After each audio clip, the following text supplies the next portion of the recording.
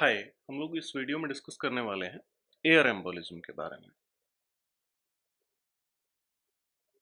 ठीक है।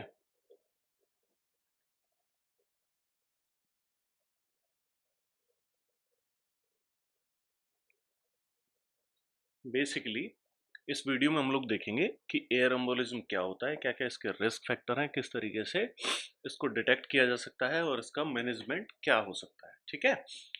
अगर मैं बात करूं सबसे पहले कि एम्बोलिज्म क्या होता है, तो basically obstruction to blood flow.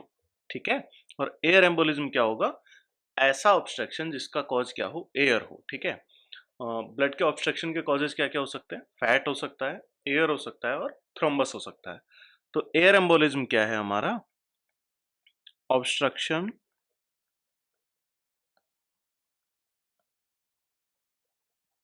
To blood flow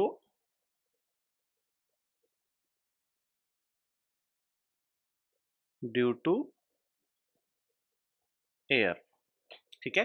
air की वजह से हमारा क्या हुआ? ब्लड फ्लो के अंदर ऑब्स्ट्रक्शन आ गया। और कॉजेज क्या हो सकता है? फैट हो सकता है और थ्रोम्बस हो सकता है। ठीक है। अब मैं बात करूं कि एयर एम्बोलिज्म किस किस तरीके का हो सकता है, तो बेसिकली अगर आपकी एयर एंटर करती है किसके अंदर? वेन के अंदर।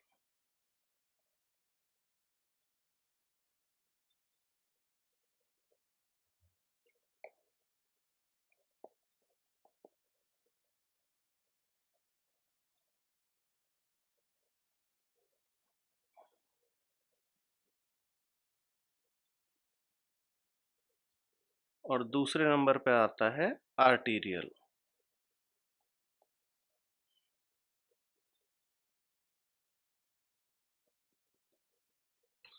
या तो क्या होगा? वीनस एयर एम्बोलिज्म होगा या फिर क्या होगा? आर्टीरियल एयर एम्बोलिज्म होगा। ठीक है। अब बात करते हैं वीनस एयर एम्बोलिज्म क्या होता है। जब एयर क्या करती है? ऑब्स्ट्रक्ट्स करती है किसका ब्लड फ्लो? वेन का ब्लड फ्लो। और जब एयर आर्टरी का ब्लड फ्लो ऑब्स्ट्रक्ट करेगी उसको क्या कहते हैं हम लोग? आर्टीरियल एयर एम्बोलिज्म कहते हैं। ठीक है।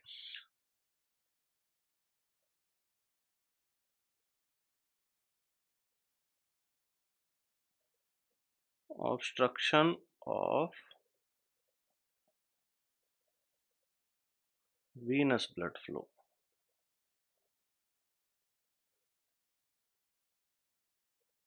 और ये ऑब्स्ट्रक्शन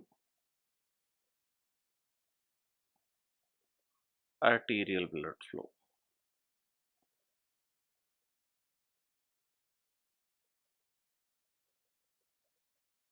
ड्यू टू एयर। ठीक है। एयर की वजह से हमारी वेन का या फिर आर्टरी का जो क्या है, ब्लड फ्लो ऑब्स्ट्रक्ट हो गया है। तो हम लोग इसको क्या क्या नाम देंगे? वीनस एयर एम्बोलिज्म और आर्टीरियल एयर एम्बोलिज्म। ठीक है। अगर मैं बात करूं कि हमारे सबसे पहले वीनस एयर एम्बोलिज्म की,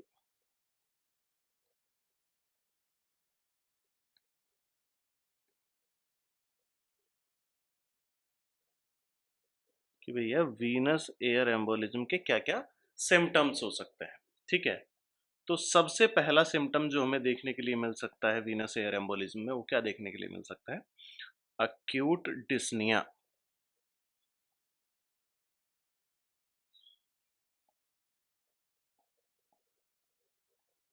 यानी कि सडन शॉर्टनेस ऑफ ब्रीथ होगी। ठीक है। उसके साथ में हमें देखने के लिए मिल सकता है गैस्प रिफ्लेक्स।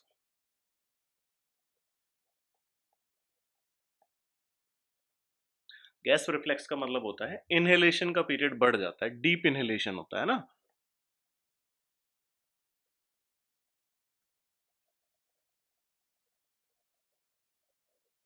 चलिए, इसके अलावा हमें देखने के लिए मिल सकता है कफिंग, चेस्ट पेन।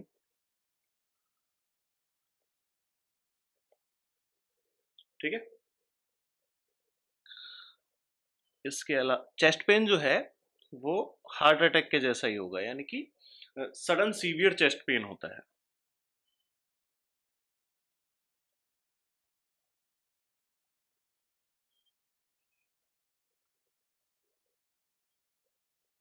ठीक है। इसके अलावा और क्या हो सकता है साहब? एरिथमिया।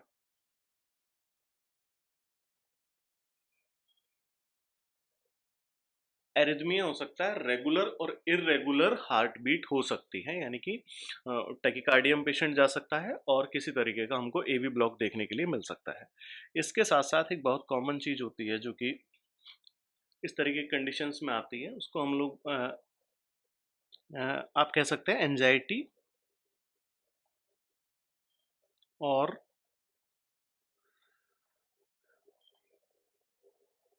एजिटेशन। ठीक है।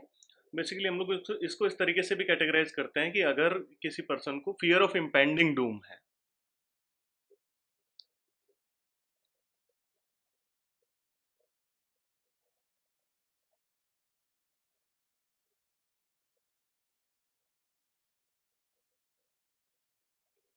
ठीक है, यानी कि कुछ अनिष्ट होने का खतरा है, तो वो भी हमको क्या देखने के लिए मिल सकता है, इसके अंदर देखने के लिए मिल सकता है। इसके साथ साथ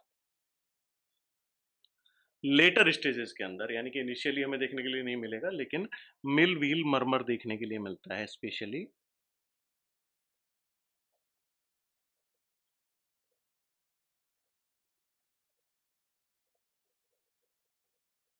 hypotension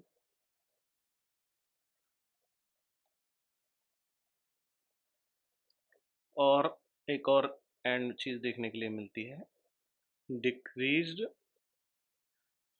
ET CO2 and ट्राइडल CO2 का वॉल्यूम भी हमें क्या देखने के लिए मिलता है, कम देखने के लिए मिलता है। किसके अंदर? वीनस एयर एम्बोलिज्म के अंदर। तो बेसिकली मैंने आपको सिम्टम्स बता दिए, कुछ सिम्टम्स जो कि आ सकते हैं किसमें, वीनस एयर एम्बोलिज्म में। ठीक है। एक्यूट डिस्निया होगा, गैस्प रिफ्लेक्स आएगा, कफिंग होगी, चेस्ट पेन होगा, अरिदमिया होगा, एंजाइटी और एजिटेशन होगा, जो कि अकम्पेन्ड विद होगा फियर ऑफ इम्पेंडिंग डूम। ठीक है, यानी कि आदमी को लगेगा कि मैं मरने वाला हूं या फिर मेरे साथ कुछ बहुत ज्यादा बुरा होने वाला है। ठीक है। और क्या देखने के लिए मिल सकता है? मिल व्हील मरमर देखने के लिए मिलता है। ये लेटर ऑनसेट होता है इसका ना, यानी कि इनिशियली आपको ये देखने के लिए नहीं मिलेगा, जब डिजीज प्रोग्रेस कर जाएगी, कंडीशन प्रोग्रेस कर जाएगी, तब देखने के लिए मिलेगा। इसके साथ साथ क्या देखने के लिए मिलेगा? डिक्रीज्ड ईटी CO2 देखने के लिए मिलता है। ठीक है। ये हमने बात कर ली कि वीनस एयर एम्बोलिज्म के क्या क्या सिम्टम हो सकते हैं ना।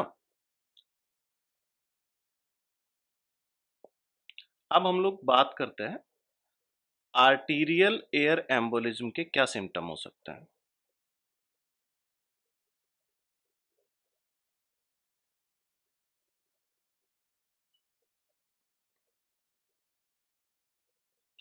देखिए, आर्टीरियल एयर एम्बोलिज्म क्या है? लेस कॉमन कंडीशन है।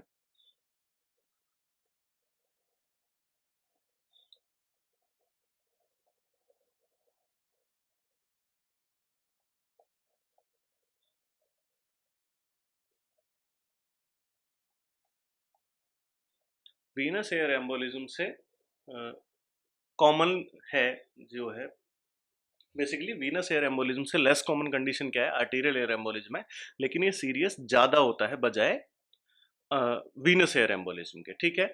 अब मैं बात करूं कि क्यों ज्यादा होता है, तो बेसिकली जब आपकी वेन के अंदर एयर चली जाती है और ऑब्स्ट्रक्शन करती है, तो वो ज्यादा से ज्यादा हार्ट का या फिर बेसिकली लंग्स का ऑब्स्ट्रक्शन कर सकती है। लेकिन अगर आर्टरी के अंदर चली गई तो वाइटल ऑर्गन जैसे कि ब्रेन में और MI इंड्यूस कर सकता है। ठीक है। तो ज्यादा सीरियस कौन हुआ? आर्टीरियल एयर एम्बोलिज्म हुआ, क्योंकि इसमें टाइम बहुत ज्यादा, जो इसके सिम्टम होते हैं वो रैपिड होते हैं। ठीक है। और आप बहुत ज्यादा कुछ कर नहीं पाएंगे जब किसी पर्सन को आर्टीरियल एयर एम्बोलिज्म होगा, है ना। तो देखिए, अगर मैं बात करूं सिम्टम्स की, तो सिम्टम्स आएंगे स्ट्रोक लाइक सिम्टम्स।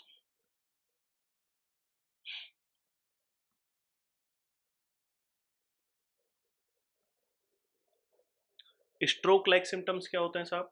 कि हेमीपेरेसिस, हेमीप्लेजिया, क्वाड्रिप्लेजिया, ये सारी चीजें किसके अंदर हो सकती हैं? आर्टीरियल एयर एम्बोलिज्म के अंदर हो सकती हैं। इसके साथ साथ हमें क्या देखने के लिए मिल सकता है? Altered mental status.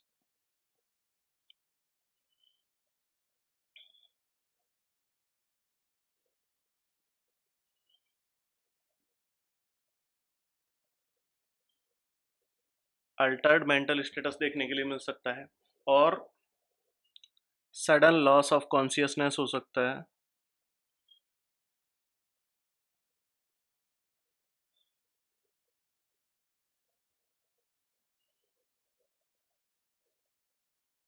ठीक है, इसके अलावा पेशेंट्स को सीजर आ सकते हैं ना।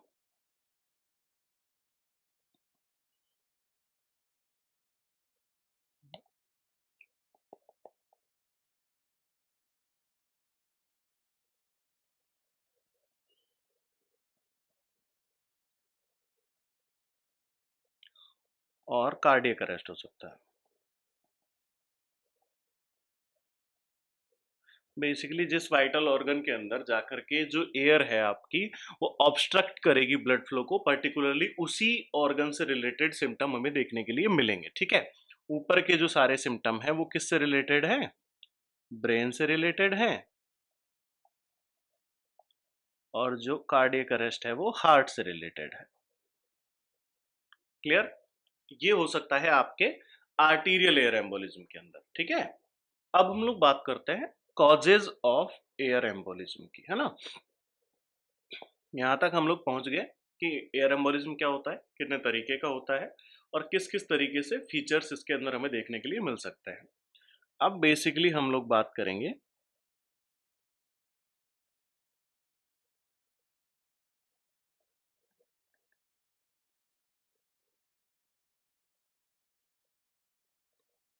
कि एयर एम्बोलिज्म के कॉजेज क्या क्या हो सकते हैं ना। सबसे पहले अगर मैं बात करूं तो मेडिकल प्रोसीजर्स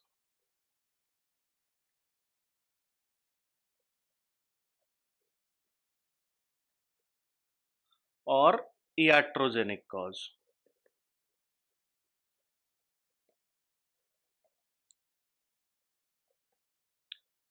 अगर एयर एम्बोलिज्म किसी प्रोसीजर के दौरान हो रहा है तो उसको हम लोग iatrogenic कॉजेज भी कहते हैं। iatrogenic कॉजेज के अंदर सबसे कॉमन जो कॉज है एयर एम्बोलिज्म का, वो हमें देखने के लिए मिलता है इंसर्शन और removal of central Venus catheters. ठीक है, अगर किसी पर्सन को सेंट्रल लाइन डाली जा रही है तो उसके दौरान, या फिर सेंट्रल वीनस कैथेटर का रिमूवल जब हो रहा है तो उसके दौरान एयर एम्बोलिज्म होना सबसे कॉमन चीज है मेडिकल प्रैक्टिस के अंदर। ठीक है, इसके अलावा सर्जरीज, तीन तरीके की सर्जरीज के अंदर बेसिकली एयर एम्बोलिज्म हो सकता है। During brain surgeries, open heart surgeries और लैप्रोस्कोपिक। देखिए ब्रेन सर्जरीज के अंदर ये जो तीनों सर्जरी हैं इसके अंदर जो हमारा एयर एम्बोलिज्म है उसको होने का रिस्क जो है वो सबसे ज़्यादा होता है। लेप्रोस्को बेसिकली ब्रेन सर्जरी में हो सकता है, ओपन हार्ट सर्जरीज के अंदर हो सकता है, और लेप्रोस्कोपिक सर्जरीज के अंदर हो सकता है। लेप्रोस्कोपिक सर्जरी के अंदर क्या होता है कि जो आपकी एब्डोमिनल कैविटी है उसको इंसुफलेशन किया जाता है कार्बन डाइऑक्साइड से।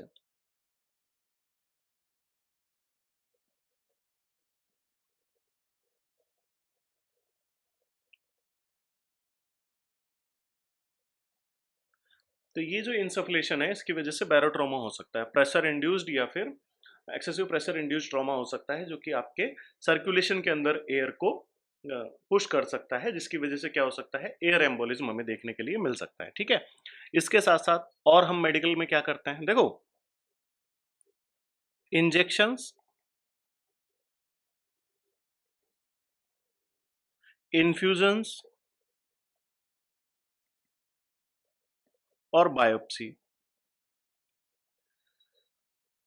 ये तीनों चीजों के दौरान भी क्या हो सकता है एयर एम्बोलिज्म हो सकता है। ठीक है, इसके अलावा लेस कॉमन है लेकिन इंसिडेंट देखे गए हैं किसके अंदर, ड्यूरिंग हीमोडायलिसिस।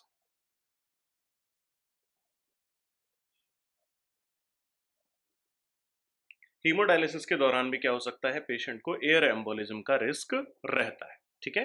तो ये तो सबसे पहली कैटेगरी हो गई हमारी कौन सी, मेडिकल प्रोसीजर्स और iatrogenic कॉजेज जिनकी वजह से एयर एम्बोलिज्म हो सकता है। ठीक है। दूसरे नंबर पे आते हैं आपका पल्मोनरी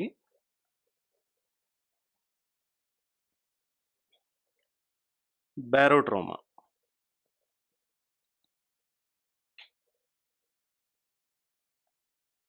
पल्मोनरी बैरोट्रोमा क्या होता है कि basically associated with positive pressure ventilator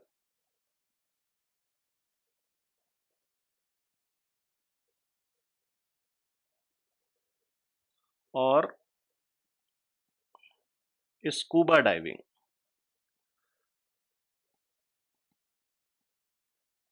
scuba diving के अंदर होती है, उसको हम डिकम्प्रेशन सिकनेस भी बोलते हैं ना।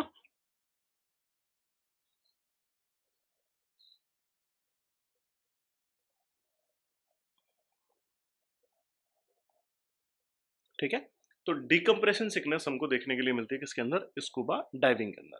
अब बेसिकली पॉजिटिव प्रेशर वेंटिलेटर के अंदर क्या होता है, अगर हाई प्रेशर है तो हाई प्रेशर की वजह से क्या होता है, for a long time high pressure क्या करता है, एल्वेलर डिस्ट्रक्शन करता है, जिसकी वजह से जो एयर है वो आपके सर्कुलेशन के अंदर एंटर कर जाती है। ठीक है।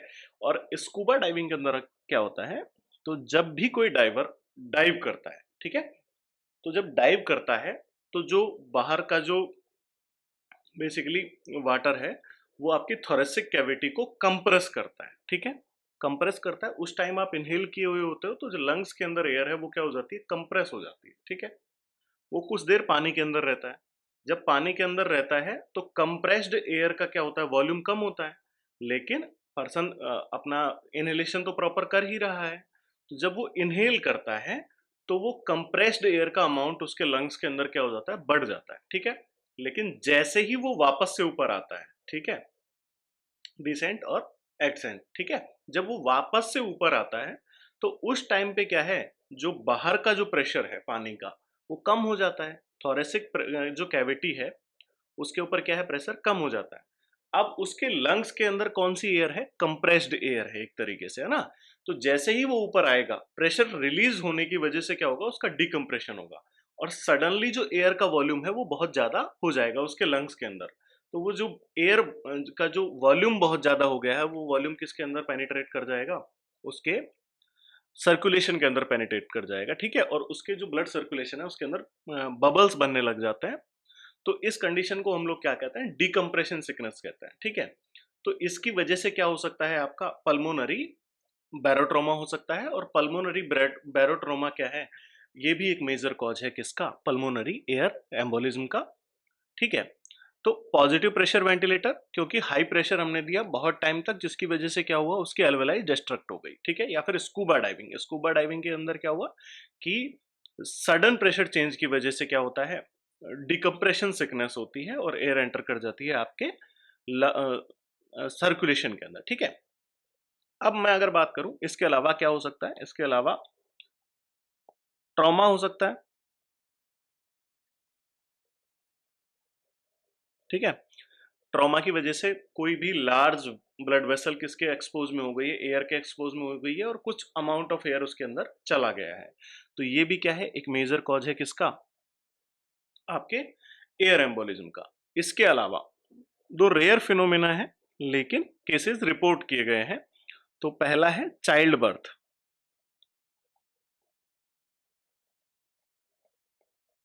ठीक है।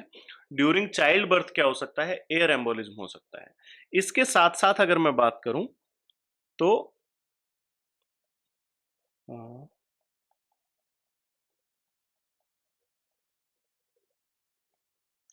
insufflation of air in vagina during oral sex।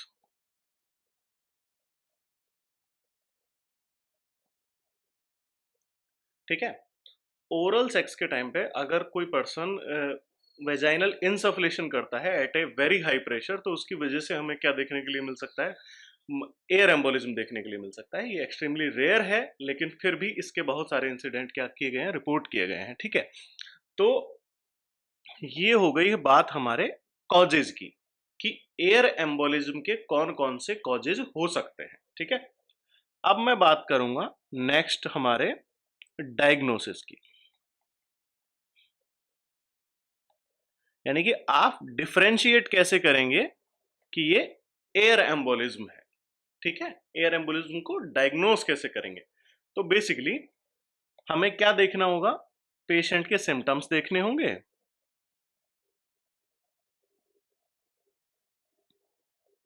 इसके साथ साथ मेडिकल हिस्ट्री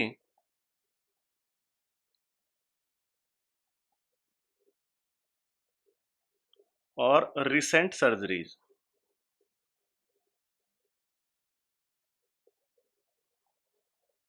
ठीक है, अगर कोई भी रिसेंट सर्जरी हुई है या फिर प्रोसीजर हुआ है,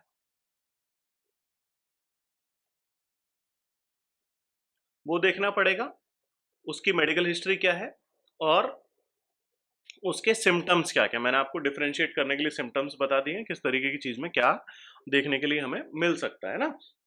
अब देखिए, होता क्या है कि जब भी हम कोई प्रोसीजर कर रहे हैं तो हम लोग उस टाइम पे उसकी क्या करते हैं? वाइटल मॉनिटरिंग करते हैं ना। अब जब हम किसी पर्सन की वाइटल मॉनिटरिंग कर रहे हैं और उसके अंदर हमें सडन चेंजेस देखने के लिए मिले हैं, ऐसे प्रोसीजर्स के दौरान, जो कि क्या है, रिस्क फैक्टर हैं किसके लिए? एयर एम्बोलिज्म के लिए, तो हम लोगों को पहले ही पता लग जाएगा कि ये क्या है, एयर एम्बोलिज्म है। इसके साथ साथ ये क्या है, ये बेस्ड होता है क्लिनिकल जजमेंट के ऊपर। ठीक है, आपको ये चीज देखने के लिए मिली है। अब एडवांस हम लोग उसमें क्या क्या कर सकते हैं? तो देखिए, मॉनिटरिंग वाइटल्स, नहीं sorry, sudden change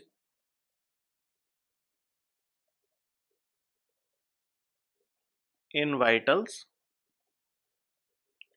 during risky procedures. Risky procedures के अंदर सडन चेंज हमें देखने के लिए मिलेगा, किसके अंदर? वाइटल्स के अंदर। इसके साथ साथ हमें क्या देखने के लिए मिलेगा साहब? और हम लोग क्या कर सकते हैं? हम लोग सीटी स्कैन कर सकते हैं। बेसिकली अगर हमें स्ट्रोक लाइक सिम्टम्स देखने के लिए मिलते हैं तो हम ब्रेन का सीटी स्कैन कर सकते हैं, जहाँ पर एयर है वो इजीली डिटेक्ट कर सकता है सीटी स्कैन आपका, है ना। और पल्मोनरी एंजियोग्राफी कर सकते हैं, किसके अंदर? वीनस एयर एम्बोलिज्म के अंदर। वीनस एयर एम्बोलिज्म के अंदर हम लोग पल्मोनरी एंजियोग्राफी कर सकते हैं, और जो एयर बबल है उसको लोकेट कर सकते हैं, साथ साथ एस्पिरेट कर सकते हैं। ठीक है, इसके अलावा हम लोग क्या कर सकते हैं? ईसीजी कर सकते हैं। ये डेफिनेटिव तो नहीं है, लेकिन फिर भी इससे बहुत हद तक हेल्प मिल जाती है अगर एसोसिएटेड कंडीशंस है और उसमें ईसीजी के अंदर कुछ चेंजेस देखने के लिए मिलते हैं, जिसको हम लोग डिनोट करते हैं S1Q3T3 पैटर्न। तो ये S1Q3T3 पैटर्न देखने के लिए मिलता है हमको किसके अंदर? ईसीजी के अंदर। तो हम इस कंडीशन से क्या कर सकते हैं कि भैया जो पर्सन है उसको क्या हुआ है? वीनस एयर एम्बोलिज्म हुआ है। S1Q3 पैटर्न क्या होता है कि जो बेसिकली ईसीजी के अंदर फर्स्ट, सेकंड और थर्ड, ये तीन बाइपोलर लीड्स होती हैं। ठीक है, तो इसके अंदर हमें S1 देखने के लिए मिलेगा, और थर्ड के अंदर हमें पैथोलॉजिकल क्यू वेव देखने के लिए मिलेगी, और टी का इन्वर्जन देखने के लिए मिलेगा।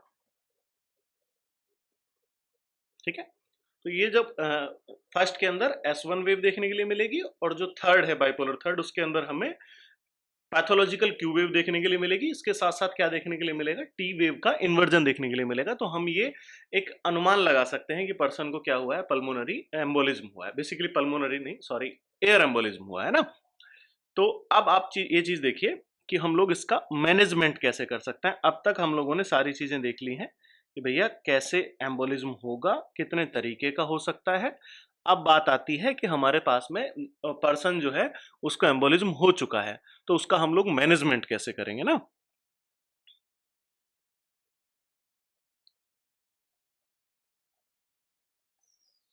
तो देखो, मैनेजमेंट के अंदर सबसे पहली चीज जो आती है वो आती है, अगर कहीं से एयर एंटर कर रही है, आपके सामने जो पर्सन है उसमें कहीं से भी एयर एंटर कर रही है, तो स्टॉप द एयर एंट्री।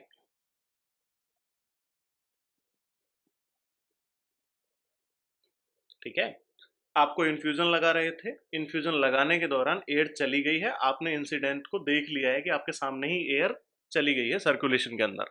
अब आपको उसको इन्फ्यूजन को सबसे पहले तुरंत रोक देना है, एयर एंट्री को बंद कर देना है। ठीक है, इंस्टेंट अगर हुआ है आपको एस्पिरेट करके देखना है, अगर एयर आ जाती है तो ठीक है, नहीं तो फिर आपने उसका काम तो कर दिया है। ठीक है, अब उसके बाद में सबसे पहले एयर एंट्री को स्टॉप कर दिया है। दूसरे नंबर पे आता है पोजिशनिंग। पोजीशन बहुत इंपॉर्टेंट है, हालांकि ये प्रूवन नहीं है लेकिन फिर भी क्लिनिकली इंपॉर्टेंस किसका है, पोजीशनिंग का है। तो बेसिकली हम लोग तीन तरीके की पोजीशंस प्रोवाइड कराते हैं एयर एम्बोलिज्म के अंदर। सबसे पहली चीज जो हम लोग करते हैं वो करते हैं डोरांट्स manoeuvre.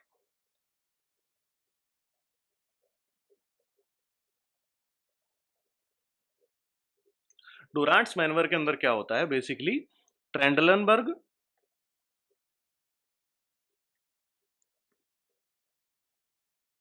Plus left lateral.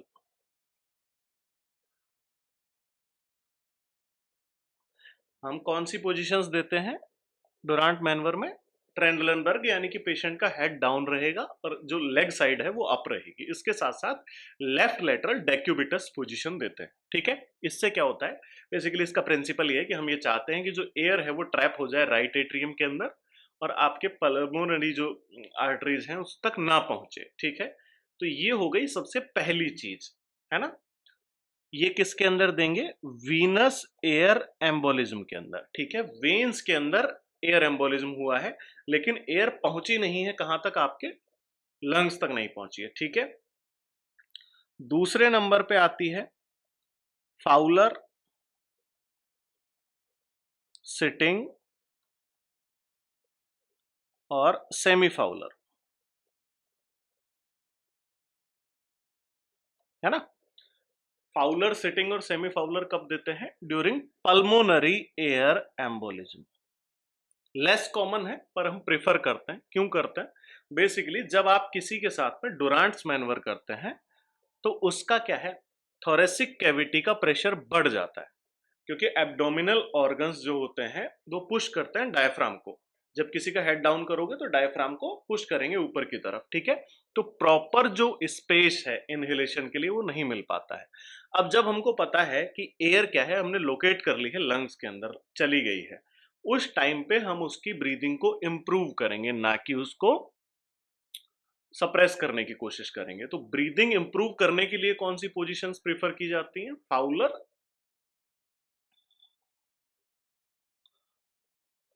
Sitting और सेमी फाउलर पोजीशंस दी जाती हैं। किसके अंदर? पल्मोनरी एयर एम्बोलिज्म के अंदर। इसके एक और कॉमन सा कॉज है कि हम लोग नहीं चाहते कि ब्रेन के अंदर जो एयर है वो चली जाए, हम उसको वहीं के वहीं रोकना चाहते हैं, इसीलिए हम उसको सिटिंग पोजीशन दे देते हैं। ठीक है, ताकि वो एब्जॉर्ब हो जाए और जो डैमेज है वो मिनिमम रहे। ठीक है, अब तीसरी पोजीशन आती है सुपाइन पोजीशन।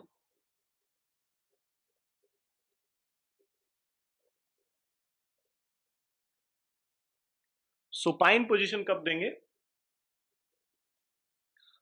अगर कोई पर्सन जो है वो क्या है, उसको हुआ है आर्टीरियल एयर एम्बोलिज्म। ठीक है, आर्टीरियल एयर एम्बोलिज्म के अंदर सबसे ज्यादा रिस्क क्या होता है? हार्ट अटैक का होता है और सॉरी कार्डियक अरेस्ट का होता है, और किसका होता है? आपका स्ट्रोक का होता है। तो हम लोग चाहते हैं कि जो कार्डियक आउटपुट है वो मेंटेन रहे किसी पर्सन का। अब जब कार्डियक आउटपुट मेंटेन करना है तो हम उसको कौन सी पोजीशन प्रेफर करेंगे? सुपाइन पोजीशन प्रेफर करेंगे, ताकि ब्लड का क्या है, इक्वल फ्लो बना रहे। इसके अंदर अगर आप डुरांट्स मैनवर करते हैं तो बेसिकली पहले से रिस्क है आपके पास में किसका?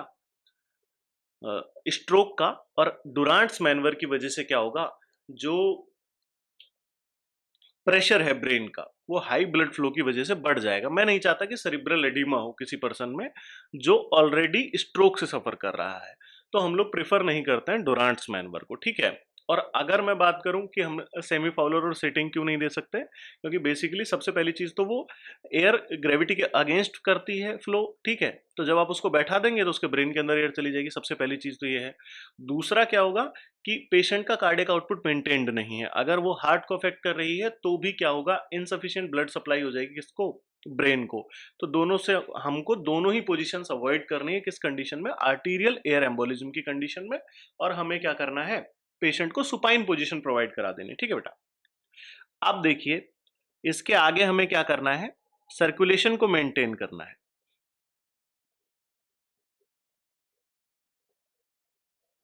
देखो कार्डियक अरेस्ट हो रहा है या फिर वीनस एयर एम्बोलिज्म की कंडीशन में मैंने आपको बताया था हाइपोटेंशन हो सकता है।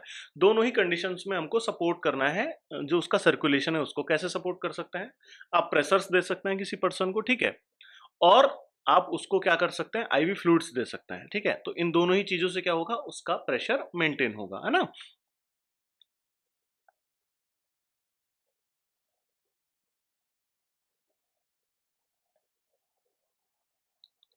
और इसके साथ साथ हम लोग क्या कर सकते हैं, अगर कार्डियक अरेस्ट हो गया है या फिर नीडेड है तो हम पेशेंट को सीपीआर दे सकते हैं, ठीक है। अब आता है एस्पायरेशन ऑफ एयर।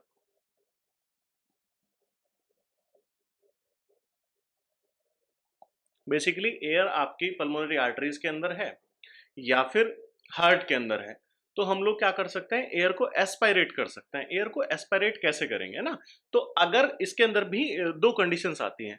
अगर कोई पर्सन जो है हमारा, उस पर्सन को क्या है कि अ, पहले से सेंटर, हम लोग जो एयर एम्बोलिज्म हुआ है वो कब हुआ है, during insertion of central venous catheter, जब आप सेंट्रल लाइन डाल रहे थे तब हुआ है, या फिर उसको पहले से सेंट्रल लाइन डली हुई है। तो दोनों ही कंडीशंस में हमको नया कैथेटर इंसर्ट नहीं करना है, हमको क्या इस्तेमाल करना है, सेंट्रल वीनस कैथेटर। किस कंडीशन में, जब वो पहले से डला हुआ है, ठीक है। तो दोनों कंडीशंस में हम एस्पिरेट करने की कोशिश करेंगे, किससे, सेंट्रल वीनस कैथेटर से, है ना। सेंट्रल वीनस कैथेटर को हम लोग आगे की तरफ एडवांस कर सकते हैं, जहां हमने एयर लोकेट की है वहां से एस्पायरेट करने के लिए, या फिर वो जहां है वहां से एयर एस्पायरेट कर सकते हैं, है ना। अब दूसरी बात आती है कि किसी प्रोसीजर के दौरान हुआ, लेकिन उस टाइम पे उस पर्सन को क्या है, सेंटर लाइन नहीं डली हुई थी। जब सेंटर लाइन नहीं डली हुई थी तो हम लोग एक स्पेशल टाइप का कैथेटर डालते हैं, उसको बोलते हैं pulmonary artery catheter.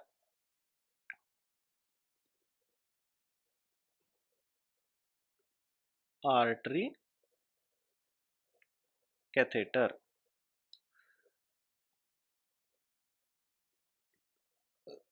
Pulmonary artery catheter, और इसको अदर नेम क्या है,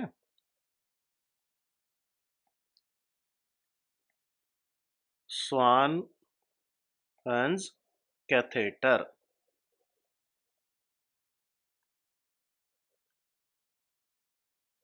स्वान गेंस कैथेटर डाल सकते हैं, ठीक है। ये क्या कर सकता है, बेसिकली ये इस कैथेटर का साइज सेंट्रल वेनस कैथेटर से थोड़ा सा बड़ा होता है। इसके अंदर प्रेशर मॉनिटरिंग के लिए अलग अलग पोर्ट्स होते हैं। हम करते क्या है, इसको राइट एट्रियम तक पहुंचाते हैं। राइट एट्रियम में इसको डालने के बाद में इसके अंदर जो इसका पायलट बलून है उसको इन्फ्लेट करते हैं बेसिकली एयर से, तो ब्लड के फ्लो के साथ साथ राइट एट्रियम से राइट वेंट्रिकल और राइट वेंट्रिकल से पल्मोनरी आर्टरीज के अंदर चला जाता है, ठीक है। तो वहां से हम लोग क्या कर सकते हैं, एयर को एस्पिरेट कर सकते हैं। अब ये तो बात हो गई सिम्टोमेटिक मैनेजमेंट की, कि हमारे पास में जो जो सिम्टम्स आए उसका हमने मैनेजमेंट किया।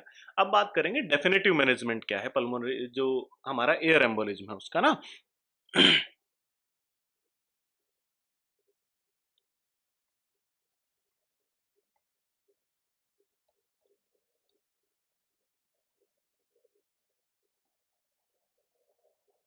बेसिकली डेफिनेटिव मैनेजमेंट हमारा क्या कहता है, इसके अंदर HBOT, HBOT होता है। HBOT क्या है, हाइपरबैरिक ऑक्सीजन थेरेपी, ठीक है।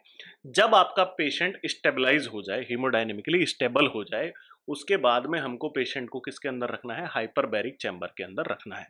क्यों रखना है, अच्छा इसके लिए स्टेबलाइज होने का वेट क्यों करना है, क्योंकि जब आपका जो पर्सन है वो स्टेबलाइज जब तक नहीं होगा, अगर अंदर उसको हार्ट अटैक आ गया तो आप क्या करेंगे, ठीक है। तो बेसिकली हाइपरबैरिक चेम्बर में रखने से पहले कंडीशन क्या है कि आप पर्सन को स्टेबलाइज करें। जब आपने स्टेबलाइज कर दिया है उसके बाद में पेशेंट को किसके अंदर डालना है, हाइपरबैरिक चैम्बर के अंदर डालना है। उससे क्या होगा, जो एयर बबल्स हैं वो टूट जाएंगे, छोटे छोटे हो जाएंगे और जो वो एब्जॉर्ब हो जाएंगे आपके ब्लड के अंदर, ठीक है। तो हमें क्या करना है, HBOT देना है as a definitive management after stabilisation of the patient. ठीक है, तो एयर एम्बोलिज्म के बारे में इतना ही था। सबसे पहले हमने पढ़ा कि एयर एम्बोलिज्म क्या होता है, obstruction in blood flow due to air. दो तरीके का हो सकता है, आर्टीरियल और वीनस। उसके पॉसिबल सिम्टम्स क्या क्या थे, पॉसिबल कॉजेज क्या क्या थे, और मैनेजमेंट क्या क्या था, वो सब हम लोगों ने इसमें पढ़ लिया है। ठीक है,